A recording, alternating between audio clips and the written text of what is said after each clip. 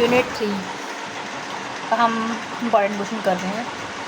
Impact of green revolution on agriculture development and equality. जो green revolution था उसका क्या इम्पैक्ट पड़ा एग्रीकल्चर के डेवलपमेंट में और जो रूरल में कितनी इनक्वालिटीज़ आई। पहले हम इसको इंट्रोडक्शन से शुरू करते हैं। तो ये बेसिकली फॉर्मेट है। इस फॉर्मेट में आपको कॉलेज में लिखना है, अपने आंसर राइटिंग करती हैं।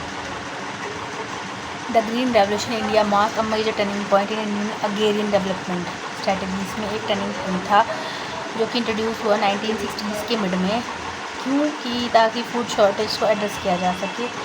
इसने फोकस किया कि एग्रीकल्चर प्रोडक्टिविटी को बढ़ाया जाए मॉडर्न टेक्नोलॉजी को यूज़ करके।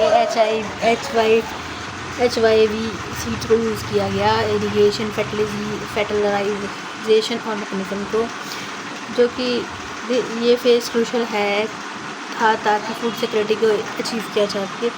बट इसकी वजह से अनइवन सोशल रीजनल और green revolution represent a classical case of growth with inequalities. Growth भी हुई, इनइक्वालिटीज़ भी आई। इम्पैक्ट क्या हुआ कि एग्रीकल्चर प्रोडक्टिविटी बढ़ी, प्रोडक्शन राइट वीट और राइस का जो था उसमें बढ़ोतरी हुई।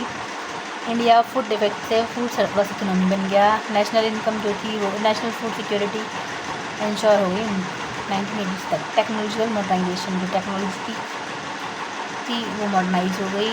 HIV सीड्स का इंट्रोडक्शन हुआ, chemical fertiliser, pesticide, irrigation system, tractor, harvester, traditional से साइंटिफिक एग्रीकल्चर प्रैक्टिसेस होने लगी। अब जो एग्रीकल्चर था उसका कमर्शलाइजेशन हुआ।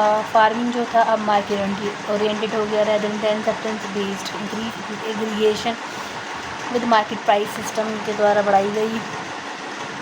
जो रूरल इंफ्रास्ट्रक्चर था वो डेवलप हुआ, एक्सपेंशन हुआ फैसिलिटीज़ का, क्रेडिट इंस्टीट्यूशन बने, स्टोरेज एंड ट्रांसपेरेंट नेटवर्क बने। जो था इसने इंडिया की एग्रीकल्चर बेस को मजबूत किया और इंपोर्ट पर डिपेंडेंसी कम करी। इम्पैक्ट ऑन इनइक्वालिटीज़, क्या क्या इनइक्वालिटीज़ आई। बेनिफिट कंसर्न जो था पंजाब और हरियाणा पे और वो वेस्ट यूपी में आया, जहाँ पे इरिगेशन की कमी थी ईस्टर्न इंडिया में, जहाँ पे बारिश कम होती है वहाँ पे अब भी लैग बिहाइंड है। रिजल्ट क्या हुआ, रीजनल डिस्पैरिटीज़ बढ़ी एग्रीकल्चर डेवलपमेंट में।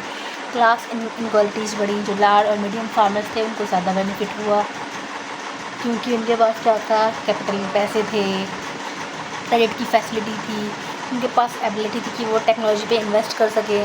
जो छोटे और मार्जिनलाइज फार्मर्स थे वो अब भी स्ट्रगल कर रहे थे क्योंकि जो इनपुट थे, जो फैसिलिटीज़ थी उनकी बहुत ज़्यादा थे कि उनको इंस्टीट्यूशनल सपोर्ट कम था।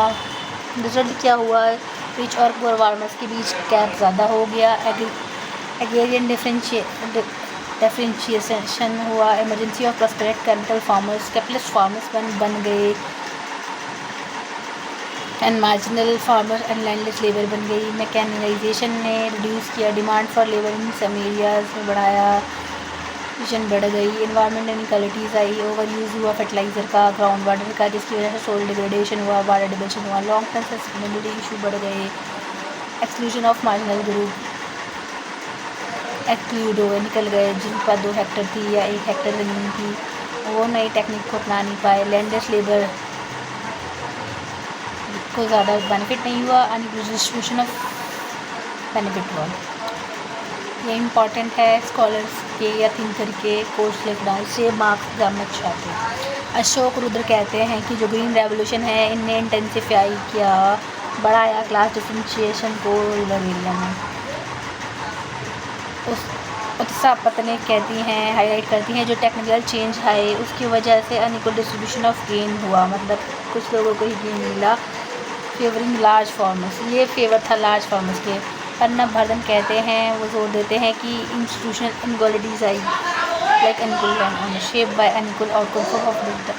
AR देसाई कहते हैं, agrarian transformation capitalist development increase inequalities. The green revolution was highly successful in achieving food security, achieve हुई, एग्रीकल्चर ग्रोथ हुआ, इंडिया को सेल्फ सफिशिएंट इन फूड प्रोडक्शन बन गया। लेकिन ये इसका अनइवन डिस्ट्रीब्यूशन हुआ अलग अलग रीजन में, जिसकी वजह से इंक्रीज इनइक्वालिटीज हुई। Reflect a broader pattern in Indian development, highlight the need for increase